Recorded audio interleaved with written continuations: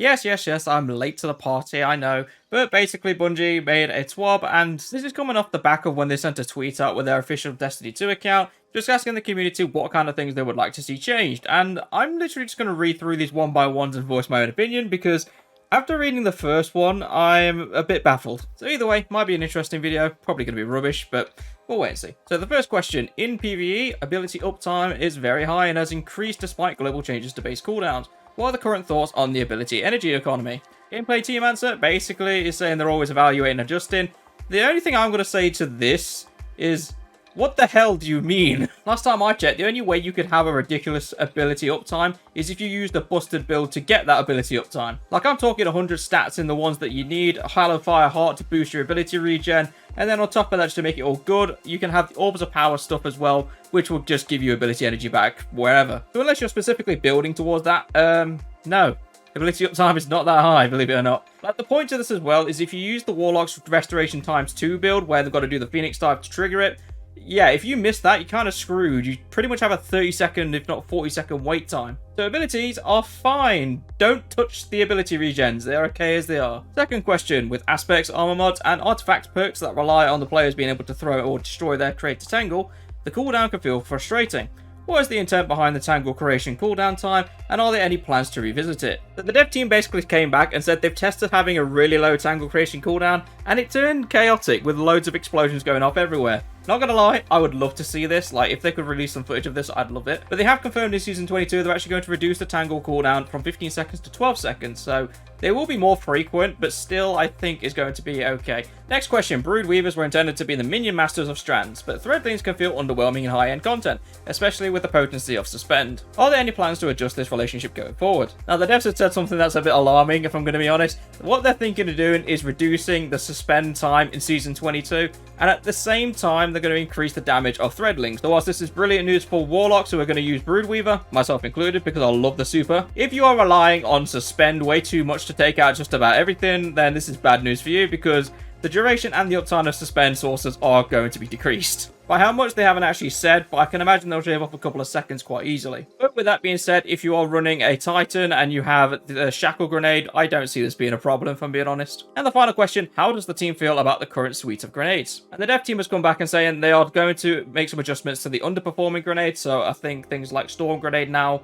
being as it's not actually anywhere near as good. I can also see like the Arc Scatter Grenade getting a buff maybe. I can't remember the exact name for it. And hell, even Incendiary Grenades might get a buff because God knows when the last time I used one of them. Apparently there's a weapons section, so the first question for that is, can/will hand cannons get a buff? Not quite to Shadowkeep levels, but at least something. And what they're going to be doing with hand cannons is a bit crazy by the sounds of it. So apparently they're going to be increasing the PvE damage by 20% against the red bars, and also going to be increasing the damage to orange bars by 75%, so hand cannons might be really powerful next season, if this is next season, of course. They also mentioned something known as a heavy burst hand cannon, so the Warden's Law legendary hand cannon is going to be the first one of this new subfamily, but the way it sounds is it fires a 2-burst round, and I'm assuming it's going to do quite a lot of damage. Not as much as the single fire hand cannons, but probably somewhere in the middle between Crimson and obviously the normal legendary hand cannons. And yes, I know Crimson is an exotic, but that's the point. It's the fire rate that I'm getting at. My thoughts on this? Yeah, sure. It'd be nice to use hand cannons again. I literally don't use them at all. Probably would be nice to use Sunshot again because that thing just slaps. Not to mention it'd be really interesting if Ariana's Vow got this buff as well, because I would love to see how much damage that kicks out, but we'll wait and see. Next question is, kinetic weapons seems to be falling behind as builds get more intricate. Are there any plans or ideas to make them more interesting to help them integrate into new builds? So if you're not familiar with this, every creator under the sun is basically saying we're in a double special meta, so that means a special primary weapon and a special energy weapon. But the devs haven't really said anything of value. They've just said that they're looking into it and they might have something implemented by the year of the final shape timeline. They also joke about a kinetic subclass, but for the love of God, if they make a kinetic subclass, I don't want that. Next question, how's the team feeling about the current state of glaives? What about the exotics? I'm going to be honest, my straight up opinion of this is glaives are shocking. Like, they were really cool when they first came out in the Witch Queen and were really good to use. But then they've just like fallen off the curve completely. And I know when Vexcalibur came out, it was interesting to use it for a bit, but I get the feeling that was way overhyped for what it actually is. There just doesn't seem to be a standalone reason to use glaives properly. Like, unless you're trying to take advantage of repulsor brace or something like that, then I don't see a point to be running a glaive because you can use a lot better weapons for double special anyway. However, the dev team has said that there is a substantial glaive tuning pass coming in a future season, probably season 23 they're saying, but they're aiming to make it more satisfying to use, particularly in PvP. So if you're a fan of using glaives in PvP for whatever godforsaken reason, good news for you, they're probably going to get a buff. They also mentioned the exotic glaives as well, and they are going to be touching them up and actually have different ways of triggering their exotic perks, which could be interesting to see. I'm not sure how that's going to tie in, but we do need to have the exotic glaives have a bit of love because they just don't feel that good. You can literally pick any other exotic in the collections, and there's a good chance it's going to be more useful than using a glaive. Next question, how do you determine what gets nerfed and what gets buffed? Do those parameters change season over season? No, they don't. This is the way Bungie does it. I don't care what the devlog says. Basically, if a certain weapon type is not being used a lot, then they are going to buff it. If it is being used all the time, they are going to nerf it.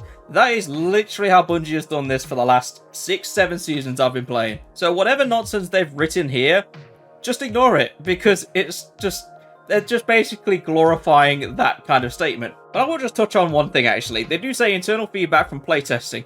That is nonsense. There is no way you have playtesters, otherwise your game would not be so fucked. But let's go to the last question now. So, any further exotic tuning planned for the future, and what's the thought process behind those planned changes? So by how I've read this, there is obviously plans for exotic changes, but I think the question was aimed more at like the exotics in general, like the whole sphere of them. But they have confirmed that Season 22 is actually completed, so they are pretty much working on Season 23 now, so any kind of big changes we're expecting from, I suppose now, I guess, they're only going to come in Season 23, which I kind of expect that because they need to stay ahead of production, but I kind of would like some of these changes to come sooner. But they have said basically that in Season 22 there is going to be a small set of changes for exotic weapons, and this does include the PvP nerf to Le Monarch, so if you're a Le Monarch user, I know one of them, good luck, you're going to have to find a new bow. But something interesting they do mention is tweaks to legendary perks, such as Bipod. So I know Bipod isn't exactly a popular perk by any stretch of the imagination, like, I think it's a 40% damage reduction, but you get 2 rockets.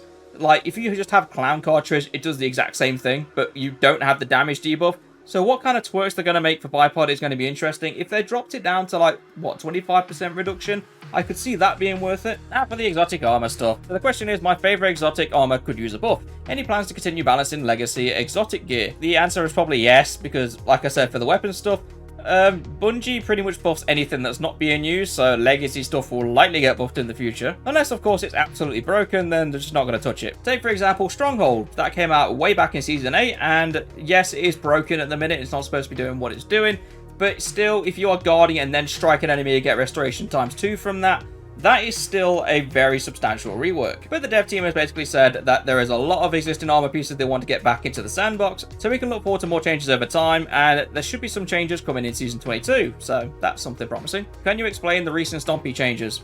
I'm going to be honest, why are you using Stompies? I know it's really good to get moving around really fast, but this isn't COD, this is Destiny. Even as a hunter, man, I still don't understand the appeal of using Stompies. Like, I tried it once, and I've never used them since. I just put them in the vault and they've sat there. But yeah, the apparent reasoning for their changes was it was difficult to target hunters when they were jumping. Maybe not run straight up to a hunter who has Stompies on so they can't jump straight over your head. That might be a solution. And just for the record, they're talking about the nature of the hunter jump, which allows for rapid direction changes in midair. So, a bit like Icarus Dash is kind of what you're telling me. Because, I mean, if you're going to try and take some mobility away from hunters, surely you should do it across the board as well.